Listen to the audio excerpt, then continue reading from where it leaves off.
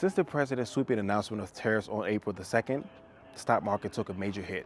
I'm talking 6.6 trillion within 2 days.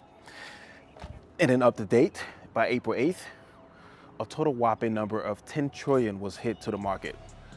Now, this isn't just some Wall Street drama. This is something that's going to affect my pocket and yours. So let's talk about it. What are tariffs?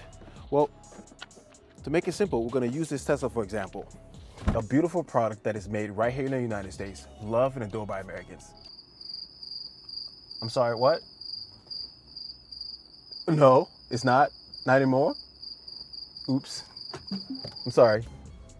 We'll talk about something else. Better? Segway, the American company. Well, no longer an American company, but it used to be. But we still love Segway, even better than before. So let's use this as an example. So Segway is manufactured and made in the USA. But manufacturing cost and labor is too expensive, therefore making it more expensive for the customers to buy. So Segway is like, what else can we make this product for cheaper? And China raises its hand and says, we'll do it. We have a top-down manufacturing system. We're very reliable, and we'll do it for much cheaper. Segway says, okay, deal. Now, even though it's still an American company, all of its parts and manufacturing and labor is done in China, and it's shipped over here for the US consumer. It's cheaper for us, we love it, and it's great. This is how things has been for the last 2 decades or more. So your iPhone, your iPad, your shoes, even if they're American companies, they're made in other countries and are shipped here for cheaper.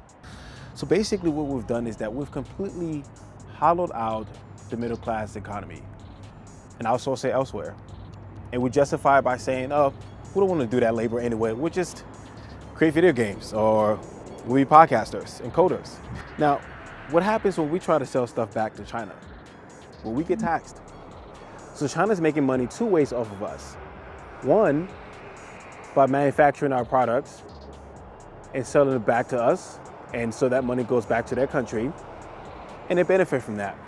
And then when we try to sell them, they tax us and also benefit from that. How does all of this make sense? Well, we're able to rationalize that by saying, well, these other countries are struggling. We're the US, we're in good shape. So we'll be the one that do the greater good. And hopefully this will build relationship going forward. And that's how it's been for a long time. So Donald Trump is like, we're gonna even things up and we're gonna create tariffs for these countries.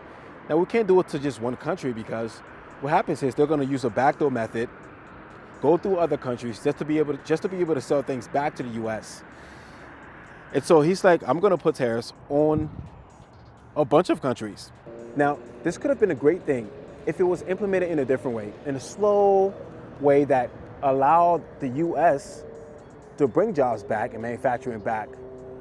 But it's not. Instead of happening in a very jolting way. And that's why the stock market is taking a hit.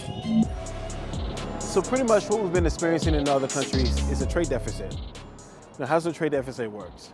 Well, let's say we buy $10 worth of goods from China and we only sell them $1 worth of goods.